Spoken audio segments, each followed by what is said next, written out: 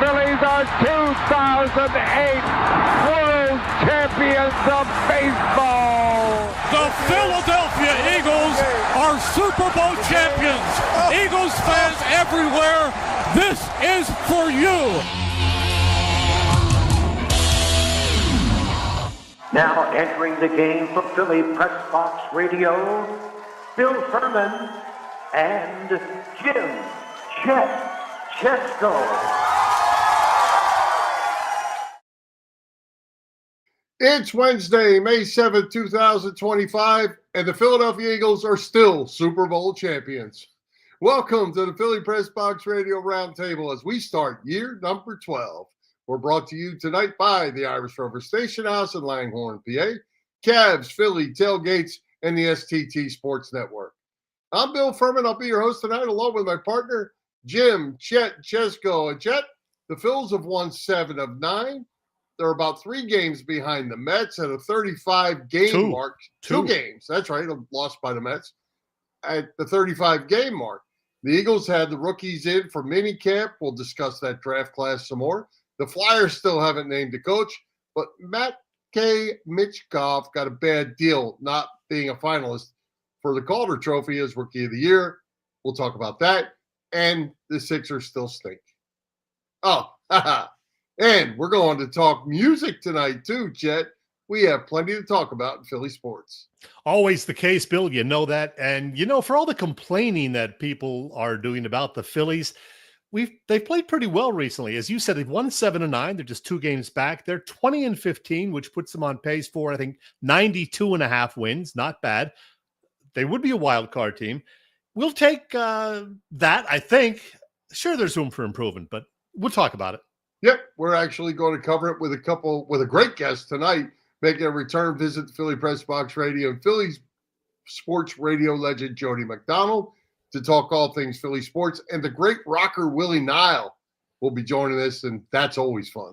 Yeah, absolutely. The music talk comes later in the show as we have lots of Philly sports talk to get to. I'm ready, you're ready, and most importantly, our esteemed guest is ready to join us. Well, let's get to it. Let's welcome Jody McDonald back to Philly Pressbox Radio. Welcome back, Jody Mac. Always my pleasure, except you're not going to let me talk music? What the hell? I can talk Jones and Zeppelin and everybody else with you just as easily. We will have to do that at some point for sure. Jody, have you ever been introduced as a legend before, a radio legend? Yeah. Nice. It always makes me cringe when I hear that. All I think of is, all right, you're old, big guy. So that's very nice. Thank you very much. I know a compliment was meant. Thank you for noticing how old I am. All right. Well, Jody, it is great to see you again. And since they're the only Philly team that's actually playing these days, we're going to start with the Phillies. They are 20-15. They are the 3rd and final wild card team at the moment. I know there are concerns, but Jody, give me some positives about this Phillies team 35 games in. The positives are you've got a bunch of guys in this lineup who is compared to, quote unquote, the back of their baseball card, are underachieving this year, just not doing what they've done previously. Most of it here in Philadelphia. Some guys come from other teams. When you have a bunch of underachievers, and if you're asking me to name names, I will. Bryce Harper isn't having a real Bryce Harper year. Doesn't mean he stinks. He's still one of the 25 or 30 best players in baseball as of this year. Ooh. The Phillies are paying him like he should be top 10. He's not a top 10 player in baseball right now. Bryson Stott has certainly picked it up since he got put in the leadoff spot in the lineup. Was going along with an average at best year. They decided they tried Turner a little. Schwarber always works, but they're determined to get Schwarber into the middle of the lineup. They gave Stott a shot, and he's doing well with it. So the last 2-3 weeks, okay, fine. Before that, average at best. Turner has just gotten his average up over 300. That's why they're paying him $300 million, because they thought he was a 300 hitter. He was below that prior to. Alec Boehm is struggling mightily this year. He was the starting all-star third baseman last season. He's not going to get a sniff of the all-star game this year. And center field, Brandon Marsh, I know he just came back. You cut him slack for the injury he had, but he came back from the injury batting .095. That's below one. That's off the highway. That's in a ditch on the side of the highway. Jody, you quickly went from positives to negatives. Thank you. Thank you for reminding me. Let me bring it back around. And they're 20-15. There you go. You've got all these guys playing well below what is expected of them. I didn't even get to the bullpen, which has been close to awful. And you're 12-15. So if you can get all these guys up to speed, if they can pick up where you expected them to be, not asking them to go above and beyond, not asking them to have career years, although Schwarber is damn close to that. Just do what you usually do what's expected of you, and this team's going to be a 90-win team without a problem. Well, let's flip around. You mentioned bullpen. We got to talk about it.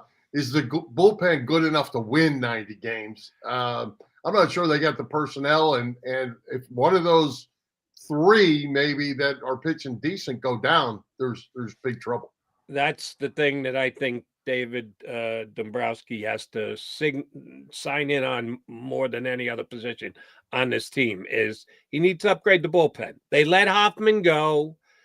He got a very good contract, got at least market value, if a little above. Toronto, when they signed him, we're talking about potentially making him a starter. Then they got to look at him in the pen and said, yeah, no, we can't move this guy out of the pen. He's going to be our best reliever, and he is.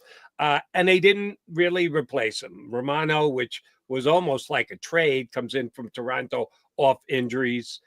When he's good, he's solid. When he's bad, he's god-awful, and he's had too many god-awful outings. So, yeah, the bullpen has dropped off. Kirkering hasn't pitched as well as he did in his two previous years. The guys they're going to take shots with, the Joe Rosses and now a Taijuan Walker, I got no idea. I haven't seen enough from Ross yet to go, uh-oh, that was a mistake. And nobody has any idea how Taijuan's going to pitch out of the pen. Right now, you've got Strom and you've got Alvarado. And Banks has been pretty good. I don't want to shortchange him. He hasn't pitched any high leverage situations, but he's doing well when he comes into games. You need 7 deep in that bullpen. The Phillies are about 3 or 4 deep that you can trust. Not going to be enough. Something Dombrowski's going to have to upgrade. Jody, should we be worried about Ranger Suarez? I know it's only 1 start this year, but after that 10-1 start last year and, making the All-Star team, he wasn't very good at all in the second half, battled through injuries, and, he's injured again to start this season. Should we worry about Suarez, and what's his future? I don't know if I'd use the word worry, but I wouldn't lock in any specific results. I wouldn't over-evaluate and or over-pressurize him by saying, listen, we need you to go to the same 10-1 you went last year in the first 3 months, Ranger. That would be unfair to him, and it's unrealistic. Here's what I thought. I know I don't want to say I was alone, but I was one of the few, the proud, maybe the foolish, who thought that Ranger's return would be best suited for the bullpen. Ranger's done it before. We've seen him do it before. High leverage situations, playoff leverage situations.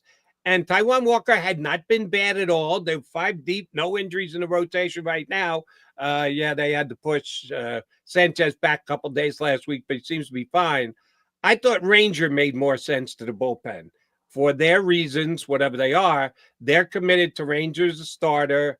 I continue to be suggested by callers and other guys who cover the Phillies. Oh, they wouldn't do that to Ranger because Ranger's going to be a free agent. They wouldn't ask him to go to the bullpen. Ranger, love you, but the thing that concerns me right now is the 2024 Phillies, not how much money Ranger Suarez makes on the open market next year. If I thought that were the best move, that's what I would do. The Phillies apparently don't. So he's going to get 6, 7, 8, 9, 10 starts before they ever do anything. If he's pitching well, he's going to stay in a rotation. If he's not, maybe they will put him out in the bullpen in some non-high leverage situation, hopefully working him into high leverage situations as the year goes on. Well, Jody, you mentioned about you being old. I'm old too, at least my thinking is. When you get into a game like last night, and this is something that the managerial-wise just bugs the heck out of me. You're up 7-2. You're in control of the game, but you still bring in Kirkering, you still bring in Strom in games that are let's say taken care of. It seems like they want to pitch these guys on a certain day, no matter what the situation is. Maybe if it's a blowout or not, But at the end of the day, they're going to pitch in 80, 90 games. That's too much. Well, I wouldn't fault Rob Thompson for that last night because, correct me if I'm wrong, the previous game the Phillies had played, they were losing 7-1 and watched the other team's bullpen completely blow it and let them get the game into extra innings. So if Topper was a little bit more nervous than usual with an extended lead, I'll cut him some slack for that. They did win the game. You're right. Here's the one thing he has done. He's tried very hard to keep these guys to one inning at a time. I got on his case a couple of weeks ago. Strom came in through 6 pitches, and they didn't bring him back out for the next inning. And I'm going, whoa, 6 pitches. Are we paying his full salary tonight, or is he playing for half? Come on, 6 pitches. But again, they don't want to overuse him. As you note, the amount of appearances could add up. They're right there with the high end of baseball. They're not above and beyond. It's not like, oh my God, they're on pace for 120. No, they're right about where they'd be, maybe slightly above where they were last year if they all stay healthy.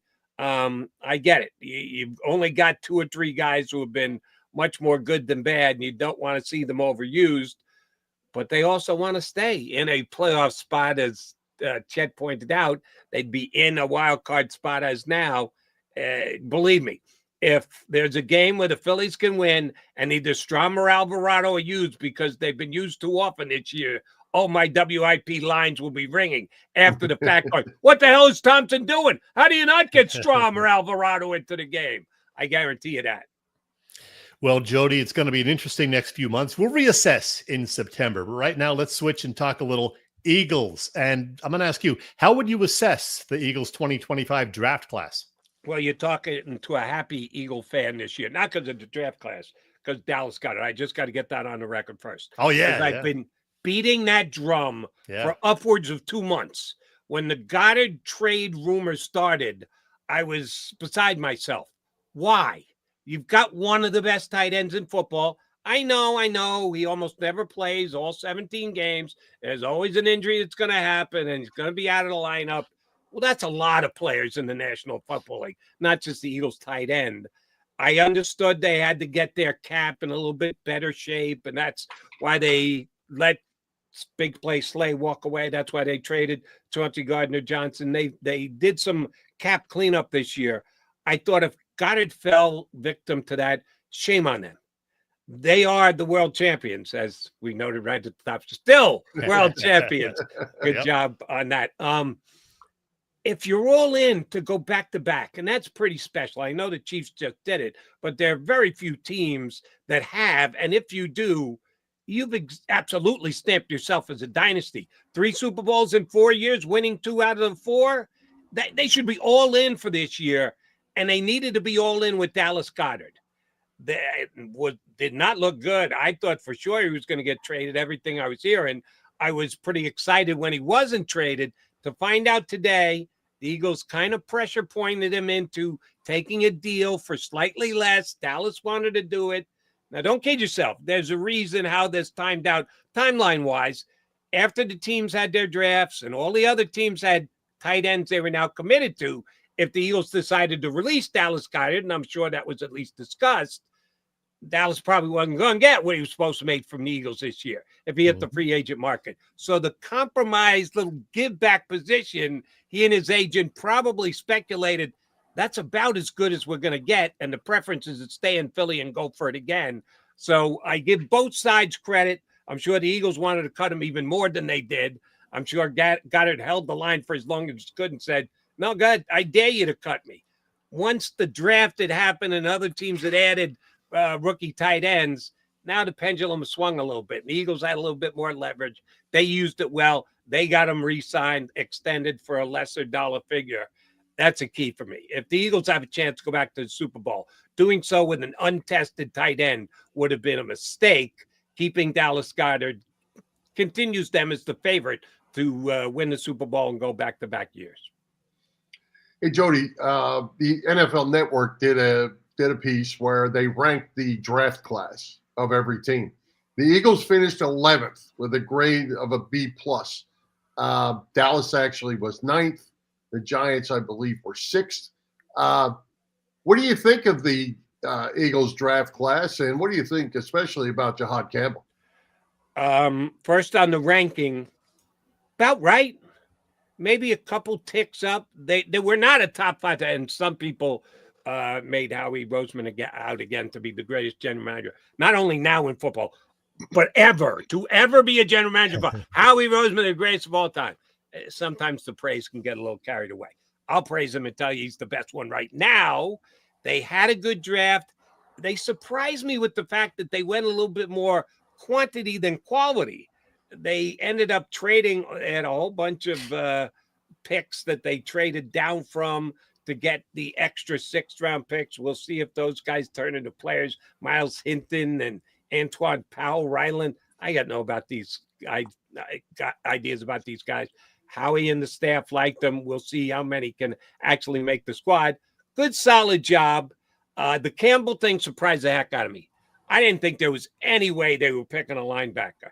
And I know as soon as the draft was over, everyone had to know, he can play on the edge, right?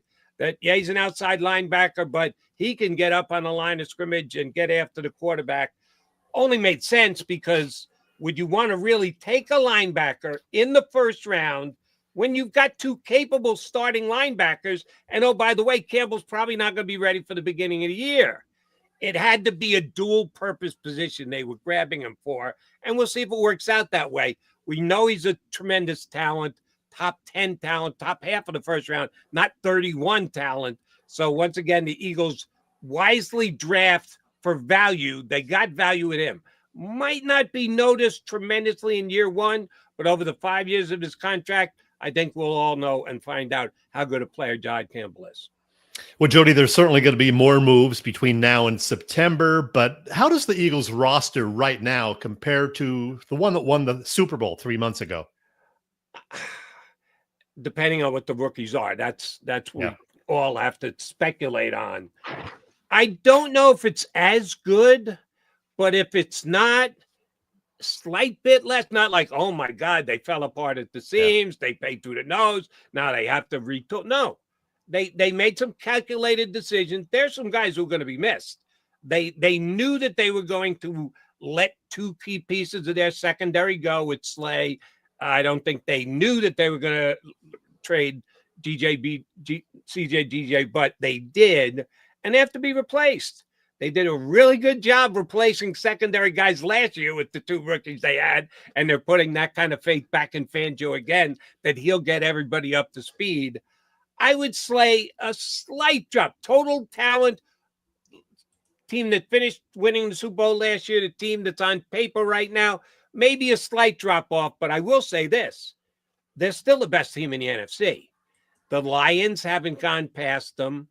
The Commanders, who had a really nice run and got to an NFC championship game and got their heads handed to them here in Philadelphia, they haven't caught them. I think that the Packers are only about as good as they were last year, which wasn't good enough. The Eagles beat them twice. The Vikings going backwards. Sam Darnold did real well for them. I got no idea what J.J. McCarthy's going to do. I don't love anybody in the South and or the West. So who's better than the Eagles in the NFC? The answer is nobody. So if you're in that kind of shape in May that you believe you have the best team in your conference, in my opinion, not really all that close. That's a pretty good position to be in. Jody, we had Ray Dininger with us last week. Had a great time with him. And I asked him this question. I'll ask you the same question. You've been around Philadelphia Eagles for a long time. Is this the best Philadelphia Eagles team that we've seen, the one we just saw win the Super Bowl? And, oh, by the way, we've established that I'm old, but I'm not as old as Ray. So I'll take that W and go run with it.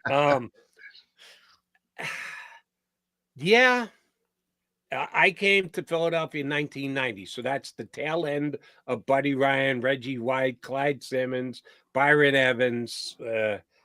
Still, even though last year ranked as the #1 defense, that old Buddy Ryan defense I would take ahead of, even though they didn't rank #1. But complete total team, yeah, last year's team was the best Philadelphia Eagle team I've seen since 1990 when I came to town. So that's 35 years. That's pretty damn impressive. Well, Jody, I'm going to ask you about the Sixers and Flyers, and Sure. we're just going to do it this way. Any hope for either of those franchises over the next 5 years? Yes, slight. By the way, I probably like the Flyers' chances better than the Sixers, which is ridiculous. I was going through old emails today, and I saw one guy sent me the expected odds for the 2024-2025 season prior to the season starting in October. You know, the Sixers had the 4th lowest odds. Celtics. Wow. Oklahoma City Thunder. Cleveland was like 35 or 50. The Sixers were like 8-1 or 9-1. There were only 3 teams. Knicks were slightly ahead of the Sixers. They were like 11.5, so 5.5 to 1. Hard to believe. Sixers were 8. So they the 4th team, 4th. They will be drafting in the lottery way higher than the 4th best record in the league. We know everything came apart. It seems all the injuries and everything else. Yeah, they've fallen badly. And until we see Joel Embiid back out on the floor and capable of giving them whatever he can give them, I can't expect the Sixers to make the playoffs next year. I wouldn't give much of a chance of anything until I see Embiid. The Flyers improved. The Flyers were better, and the Flyers will improve next year because I believe that Jonesy and Danny Briere will hire a coach better than the one they inherited. Now, I actually like the guy who coached the Flyers. I didn't like him coaching the Flyers. I liked him.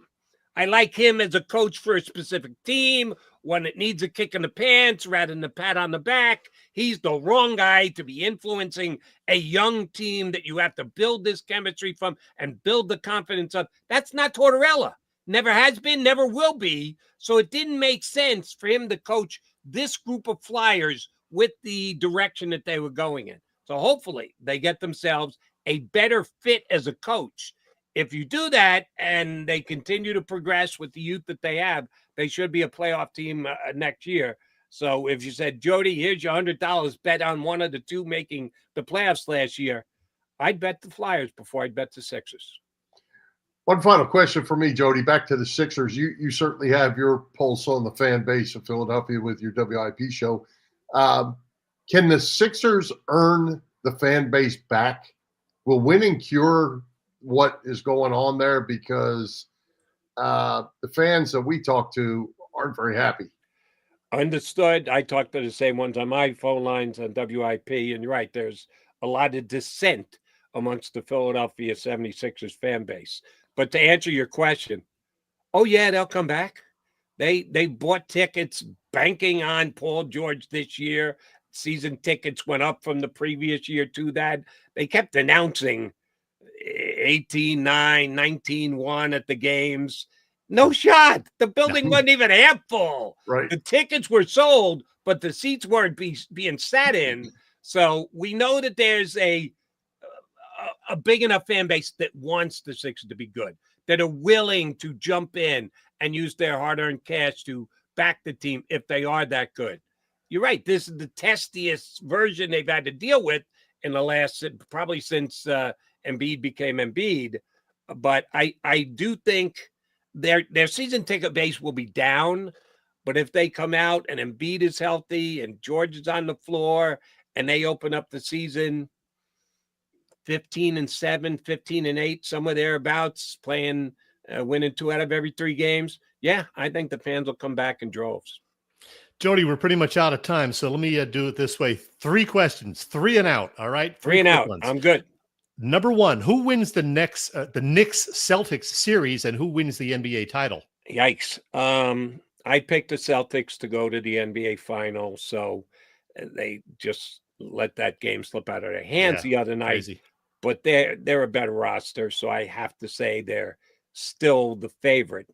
I've got Boston playing Oklahoma City in the finals. Oops, they lost game 1 as badly as well. I'll stick with my 2. I'm not going to panic because both teams lost game 1 at home. I say it's going to be Boston, Oklahoma City. I bet a little heavier on Boston to win than Oklahoma City. I bet both. but I bet a little heavier on Boston. So that's where my rooting interest lies, and I hope it plays out that way. Number 2, you said you're a music guy. Rolling Stones, probably my favorite band of all time. What's the best Rolling Stones song? Good question. I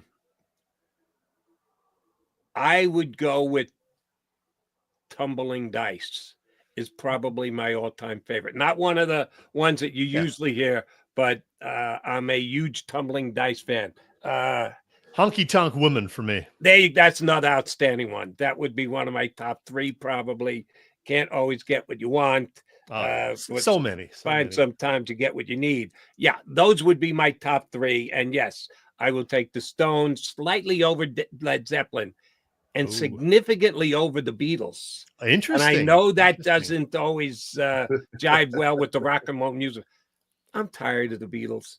I acknowledge how great they were. I acknowledge they had a bigger influence on music than probably any other group ever.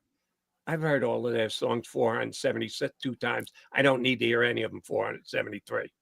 Last thing, Jody, I got to have you analyze a little videotape for me and tell me what the heck happened here in terms of this horrible fumble a few months back. Jody, you and I were looking at this. You'd never seen this, baby. I've seen Michelob just like... Oh my God. There's no price you can put on this. Oh my God. Live TV. Jody, take it. It didn't break. Thank God it didn't break. I only have one. And I've never spilled a beer in my life. Oh my God. Beer I'm once brewing. Had to do it, Jody. Let's get this on the record. Anytime there is a fumble on the field, on an exchange between the quarterback and the running back, if the running back doesn't get the possession of the ball, the fumble is on the quarterback. So make sure when you get Glenn MacMan on, you show him the same exact thing. And he saw it differently. Oh, yeah, of course he did. But you guys know you're very good sports fans. The quarterback never gets the fumble on the exchange. The running back never gets a fumble on the exchange. Yep. It's always the quarterback. Luckily, I was able to scoop it back up to save my good friend Glenn MacMan. Yes. Very good. Well, Jody, we are out of time. We appreciate you joining us as always, and good luck with WIP. Keep them Philly sports fans in line. I will try and do just that. Anytime you guys want me, all you got to do is ask and tell your buddy that the Beatles are overrated when you get them on, okay? Okay. All right, Jody Mac. Appreciate you. Thank you. See ya. All right, Chad. Good stuff. Philly Pressbox Radio is now part of the STT Sports Network, as in Set the Trends. It's a network set up by our pal Phil Stiefel, host of the terrific Trending in the AM show that you can find every weekday morning on the STT Sports Network YouTube channel. Check out Phil and be sure to subscribe to the channel. Phil's show is on there, and so is ours. Yep. You can find Philly Pressbox Radio there in addition to on our own YouTube channel and our Facebook page. Again, it's the STT Sports Network, setting the trends for what sports talk should be. Yeah. Hey, Chad, tell us what's going on now that the weather's breaking a little bit. We're headed toward the middle of May. What's going on at the Irish Rover Station House? Well, funny you should ask, because, Bill, I was actually over there today, and the patio is open. I stopped over there for a couple of reasons. One of the reasons, today is Chris Gaskell's birthday. Happy birthday, Chris. I'm not going to sing. I had to stop over there to drop something off. And yeah, I might have had a beer while I was there, but I got a new picture with Chris. She looks lovely, despite being another year older.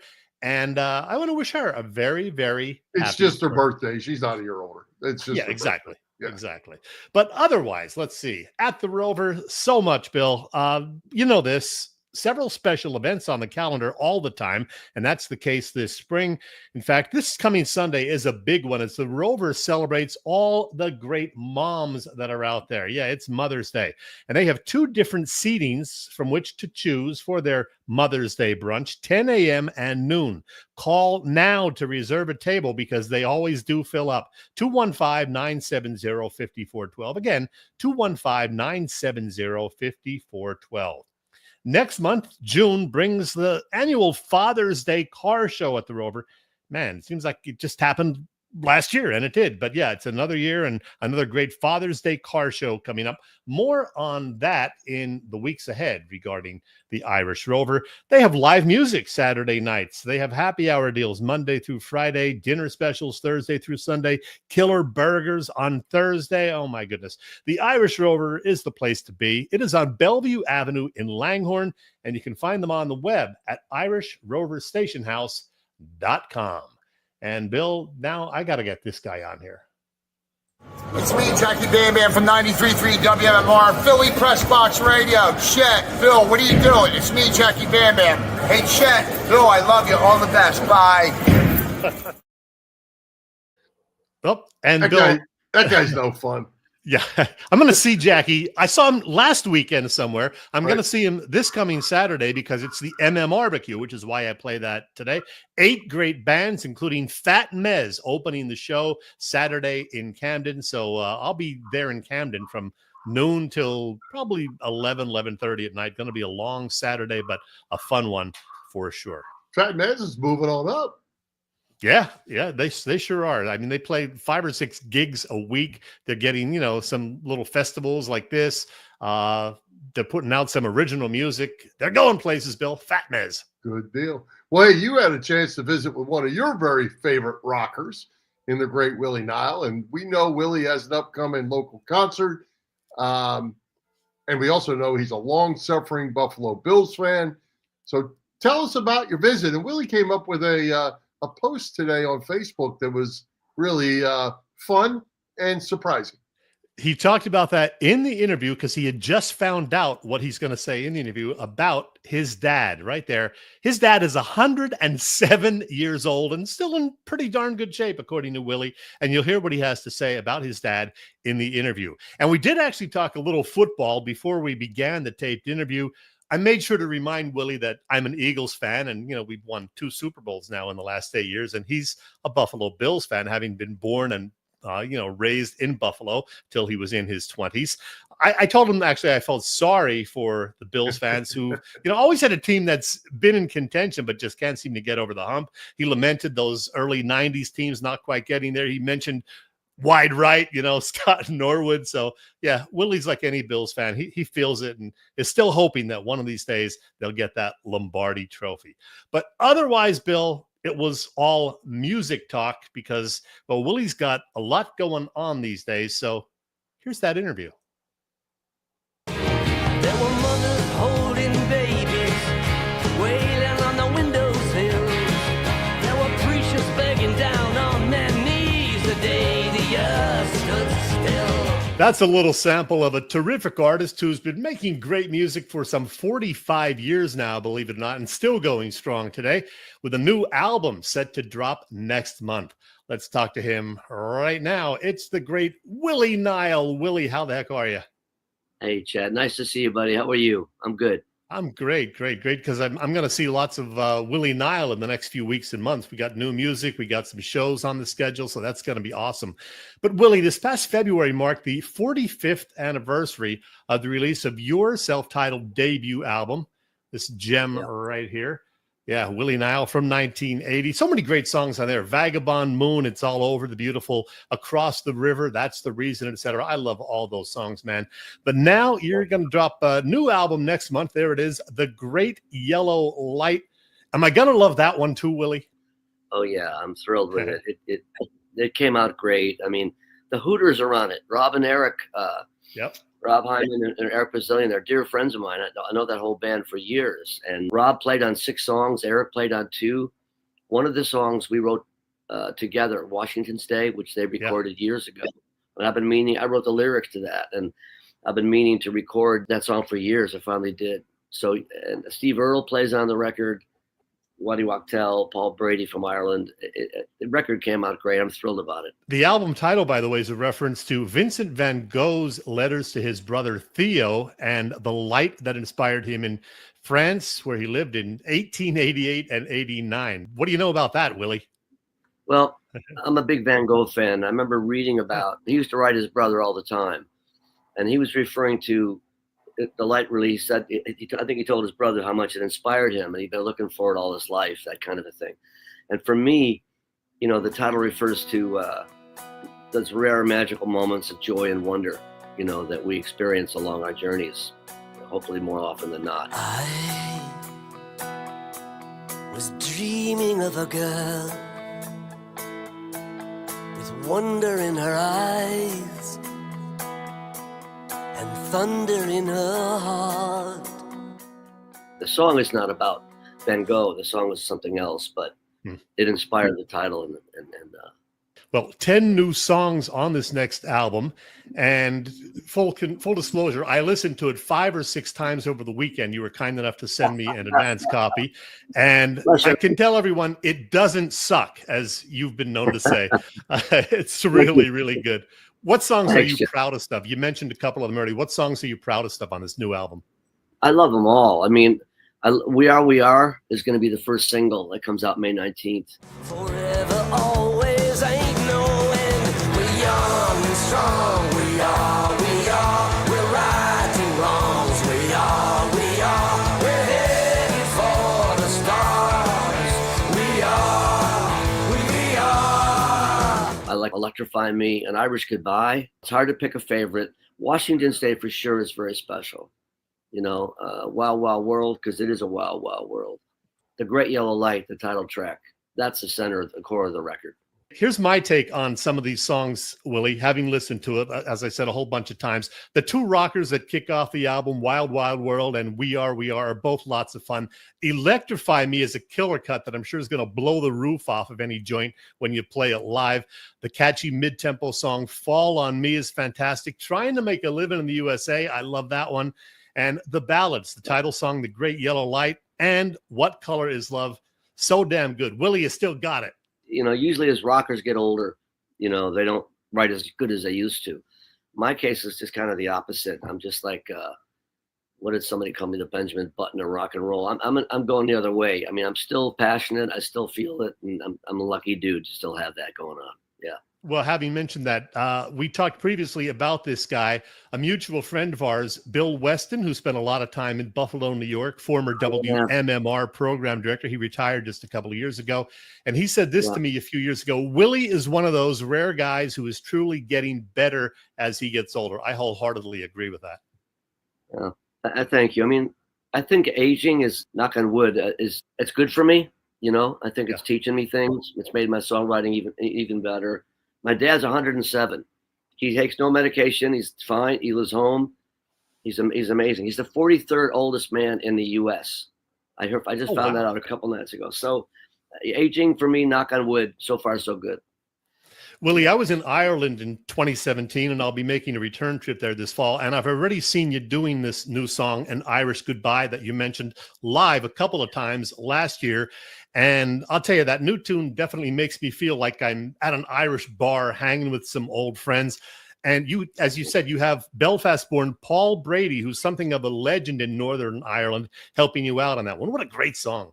Thank you. Paul Brady, I mean, bless his heart. I shook his hand one time years ago, but my co-producer, Stuart Lerman, we were in the studio and he said, you know what, we could ask Paul Brady to sing on this. And he was couldn't have been kinder. Within 2 days, we had his vocal on the record. He did it in Dublin at his own studio.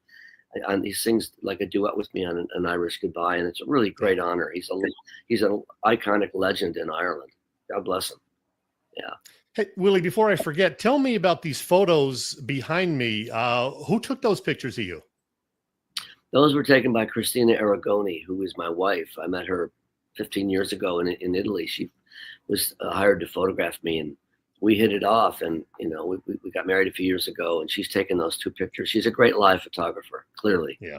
She makes me look halfway decent. Yeah, I met Christina several times. Great lady, great artist, and just wonderful. So yeah, she does terrific work with that. I want to ask you again, this new album, you put it out there with lots of support from your fans. And I'll tell you, having been in the audience at your shows more than 30 times now over the years, I know for a fact you have a lot of amazing, devoted fans. I'm very lucky. The fans have been incredible. That they, it's a community, really. In North America and in Europe, they're just passionate. They're literate. When people open up shows for me, when that happens, they'll always comment saying, "You have great fans." They're literate. They're smart, they're passionate, and I'm very lucky. We're doing a fan fund for this new album. It's still up. If you go to willienile.com, you can read about it and a lot of cool things that are offered, that we offer for the fan fund. And the fans have been really great. It's humbling how good they've been and how supportive. Bless their hearts.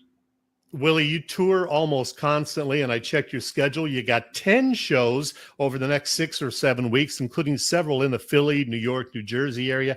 I will be at your show on May 17th at the Met in Philly, when you open, as it turns out, for another band who is from Philly and happens to be, like you, celebrating their 45th anniversary. And, of course, the Hooters. Man, those guys are so good. As you said, you have become just real good friends with those guys over the years, and especially Rob and Eric, who you said, plays on several songs on the album. That is going to be one special night in Philadelphia.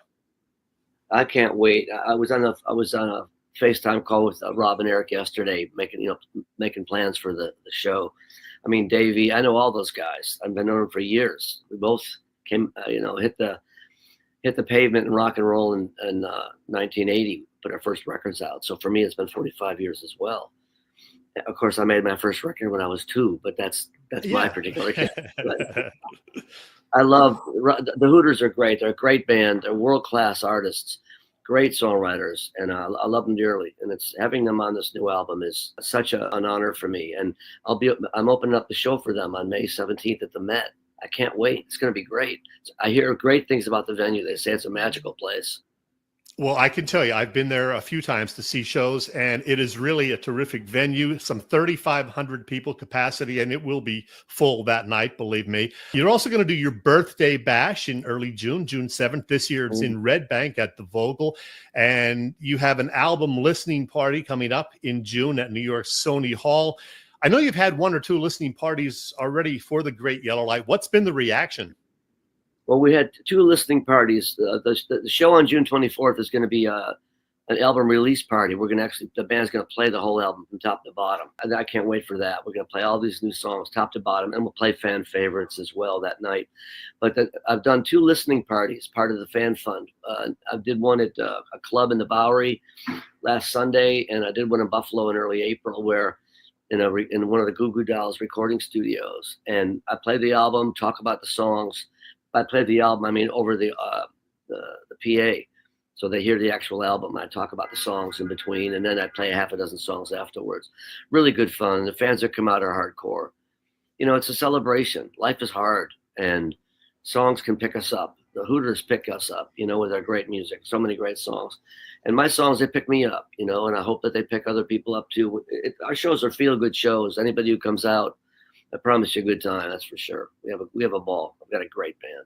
You mentioned Steve Earle and the fact that he helped you out again with one of the songs. That's a little bit of a political song, is it not? Even though it was written a few years ago. One or 2 years ago, Steve lived around the corner from me for 15 years. We became friends, and I love Steve and have a ton of respect for him. And when we were working on the song, I thought maybe Steve would sing on this. And I texted him, and wrote me back in 5 minutes, I'm in. Wake up, America, land of the free. Are you everything that you say you wanna be? Wake up, America. Wake up, America. The song is about the better angels. It's like a prayer for hope, and compassion and a better world for all mankind. Even though the history of America is riddled with pain and injustice, and the divisions between us are greater than ever, I refuse to give up. I refuse to give in. This is a great country. There's great people here on all sides, and with my music, I just hope to bring people together in whatever small way that I can do that, because there's good people all across this country, and we can do, Bobby Kennedy used to say, we can do better. And I think we will. Hopefully the songs can help inspire that. Once again, the new album is called The Great Yellow Light. It is officially going to be released on June 20th, but you will have copies for sale at your show at the Met in Philly on May 17th. Can't wait for that. And I'm going to put up the list of shows again. Folks, catch this guy if you haven't seen him before. I've seen him over 30 times, never once been disappointed. Willie Nile, love talking to you for, I think, 5th or 6th time now. Can't wait to see you next week in Philly. Chad, bless your heart. Thank you so much. You've always been so supportive and so generous to me with your time. I appreciate it. And for all the kind words. Yeah, I'll see you in Philadelphia on the 17th. I can't wait. Great yellow light. Here we come. I like it. I like Willie. Always good talking to Willie. Never met him, never saw a show, but have listened to his music. And I really enjoy the interviews because he's just a dude. He's just a regular guy. He is. Yeah. How about his dad? 107, the 43rd oldest man in the world or America? I don't know, but that's impressive. 107. It's amazing. Not impressive. It's amazing. There he is. Good for him. Absolutely. Well, hey, let's move on, Chet. Let's talk about what could be better than a summer of Phillies baseball and tailgating with the best tailgaters in Philadelphia. Bob Cavanaugh and the gang at Cavs Philly Tailgates, who was just at the Kentucky Derby, by the way. Really? Oh, yeah, he was. He sent me a picture. That's right. That's right. He had pink pants on and some fancy shirt or fancy jacket. Very nice. Cavs Philly Tailgates has been cooking up terrific catering business for some 35 years now. Known best for their tailgate parties, Cavs is a 3-time winner of Philly Tailgates Jack Daniels Great American Tailgate Party Contest and a past winner of the Philly Daily News Tailgate Award. Cavs also does corporate events, parties, you name it. Of course, Cav hosts tailgates before all Eagles games outside the link, and there will be various tailgates outside Citizens Bank Park this summer too. That includes, a Phillies Mets game right before the Phillies Mets game on Saturday, June 21st, and another before a Phils Orioles game with a busload or two of folks from Baltimore joining in the fun. How about that? Get details on all upcoming events at Cavs website, phillytailgates.com. And if you have questions, you can email them at cavscateringverizon.net, cavscatering@verizon.net. And by the way, Cav and his partner Vince at Philly Sports Trips are already taking bookings for a 6-day Clearwater spring training trip next March. So keep that in mind. Cavs Philly Tailgates is the way to go. Absolutely. Hey, Bill, I want to ask you something because I just thought of this and I was talking about the Mother's Day brunch at the Irish Rover and the fact that Sunday is Mother's Day. So let me ask you and get your opinion on this. You know, you and Mary have three boys, right? 3 boys. I didn't forget anybody. Yeah. Yep. Mary is the mother of those boys, as far as I know. The kids are all adults now. Do you get her a gift for Mother's Day, or do you take her out for breakfast or brunch on Mom's Day? Or now that you've been married 100 years, is that just not a thing? No, I get her a gift. I usually get her a gift. Yeah. Really? Yeah. Now I feel like a creep, a bad guy. Yeah. We're not always big on going out to eat, anytime, let alone a holiday when it's jam-packed. So, I usually try to get her something. Yeah. Now, I already have it. She doesn't. Nice. What a guy. What a guy. Well, when our kids were younger, we would, go out and it would be like the kids taking them out, and the kids would also get them a little gift, and they still do get her a little gift for Mother's Day, even though they're grown now. And hopefully they'll get me something for Father's Day too. Yeah. Well, for us, it's a little different because all the kids are spread out all over the country. Yeah. So, gifts don't usually show up in the mail and things like that, but there's always the phone calls and all that stuff. Well, our son is in New Orleans. He's been down there the last couple of years, and we're going to go visit him in July. So that'll be a whole lot of fun. I mean, heck, going to New Orleans is fun, and seeing our son for the first time since last September will be a blast also. Absolutely. Hey, great guest tonight, Jody Mack and Willie Nile. Who's coming to Philly Press Box Radio next week? Well, Bill, having asked, I can tell you that we have a couple more great guests slated to join us. You'll remember that a few weeks ago, we had some technical snafus a minute or two into our chat with Phillies Director of Fun and Games, John Brazier. Well, we figured out how to resolve that. So we're going to have Mr. Brazier back on the show, and I promise it's going to go smoothly this time. And that's going to be fun. Not only that, though, Bill, we will finally have a return visit from a guy who had joined us every spring during our first 5 years of operation, 2014 through 2018. But he hasn't been back since. Well, that changes next week, because next week, Philly football draft guru and all-around great guy, Fran Duffy, visits with us once again. Yeah, first time in 7 years, Fran will give us his take on the Eagles draft, the Birds 2025 outlook, his new gig at PHLY Sports, and whatever else we want to get to with Fran. Yeah, Fran's great. It's going to be great. Can't wait for that one. Be good. Hey, Chet, I'm going to give you a fast four. How's that? Okay. You don't know about this, so I'm just going to throw a couple things at you. Just you're going to get 3 strikes and a foul ball. How's that? Sounds good. All right. We mentioned in the opening, MacMan Michkov getting snubbed for the finalists of the Calder Trophy. You care? Does it matter? No, I don't care. Would have been the first Flyer to ever win. He not only didn't make the top 3. Led the rookies in goals, led the rookies in points, led the rookies in 5-on-5 points. He didn't make the final 3. Would have been a nice honor to get nominated at least, or, to be one of the final 3.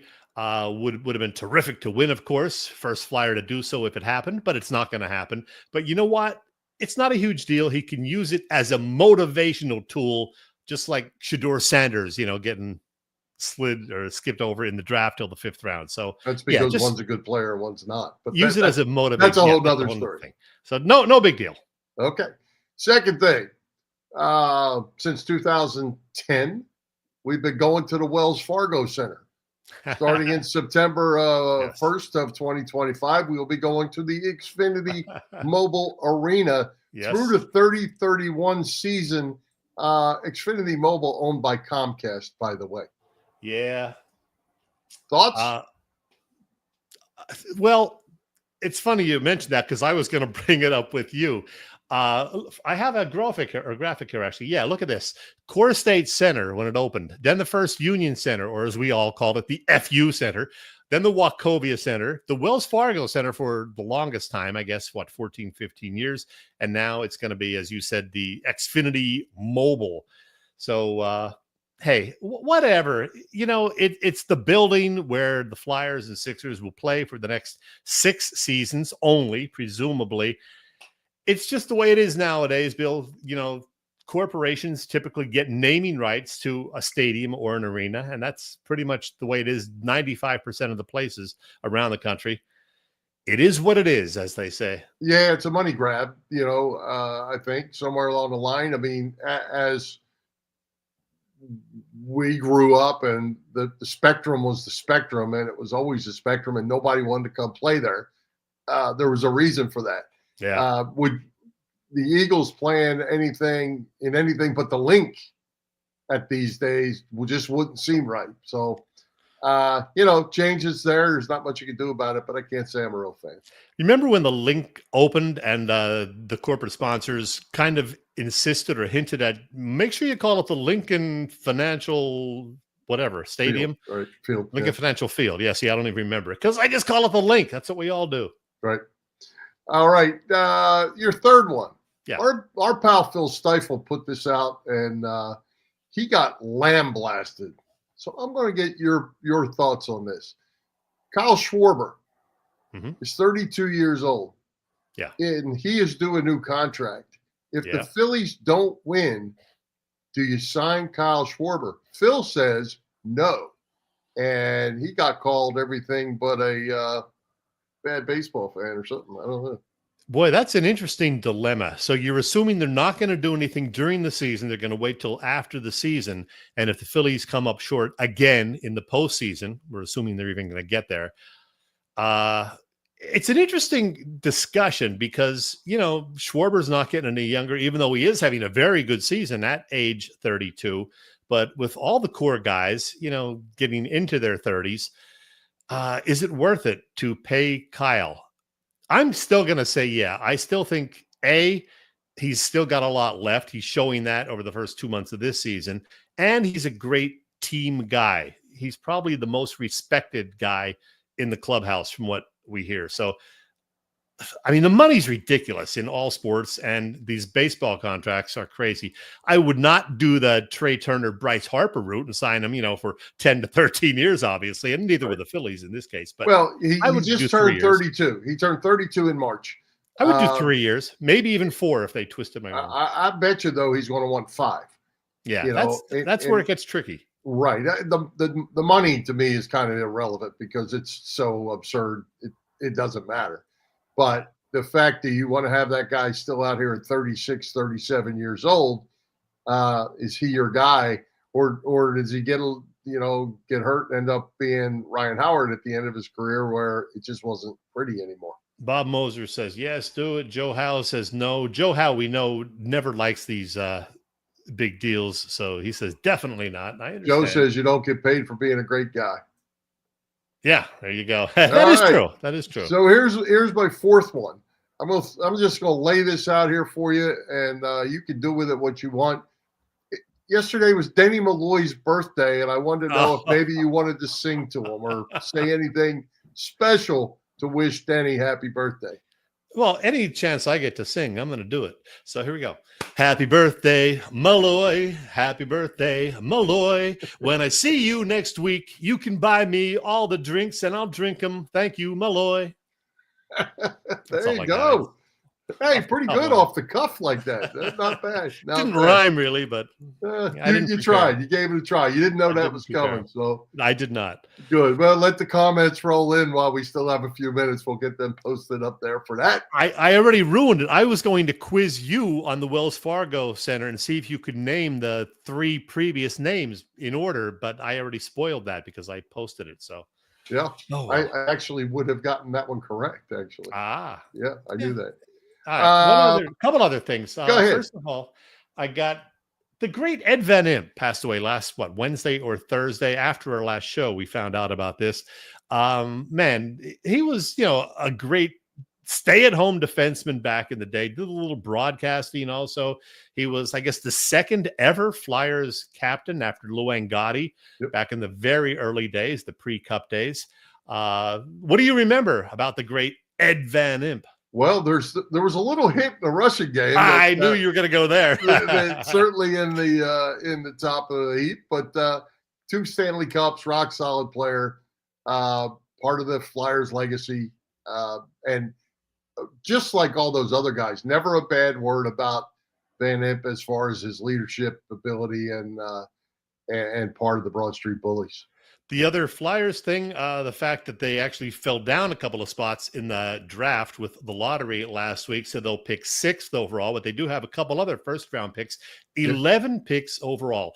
I don't know who the hell's out there, but I know this is going to be a very, very crucial June draft for Misters Briere and Jones. Yeah, absolutely. And, the thing about hockey, though, is it takes a couple of years to get here. Yeah.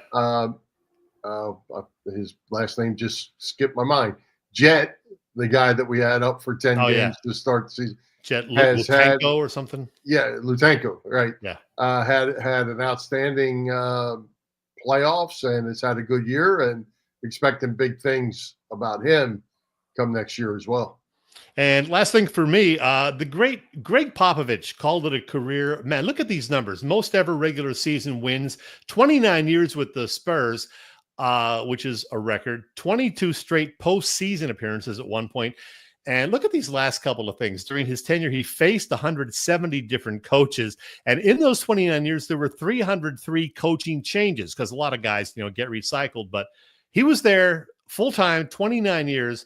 There were 303 coaching changes around the NBA during that time. I think the Sixers had 6 over the course of that time. So Greg Popovich, all Not the best to you.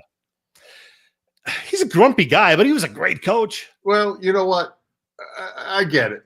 But Chet, you and Malloy could coach David Robinson and Tim Duncan. Well, that's true. Right. He had pretty stacked deck, and he won. You got to win. You got to mesh the personalities. And 5 titles. 5 titles. But I wasn't a fan. I was always thought he was a bit overrated. Wrap it up, Bill. Let's do it. Let's thank tonight's special guests, Jody McDonald and Willie Nile, our sponsors, the Irish Rover Station House, Cavs Philly Tailgates, and PPCC 118 Raz Room. For Jim Chechesko, this is Bill Furman. We hope you enjoyed the show, and we'll join Philly Press Box Radio next Wednesday, May the 14th at 7 p.m. You can see us live on Facebook, on our Philly Press Box Radio YouTube channel, and on the STT Sports Network YouTube channel as well. And listen on Apple Podcasts, iHeartRadio, and all the others. High hopes, Philadelphia sports fans, and let's go Phillies. High hopes he had.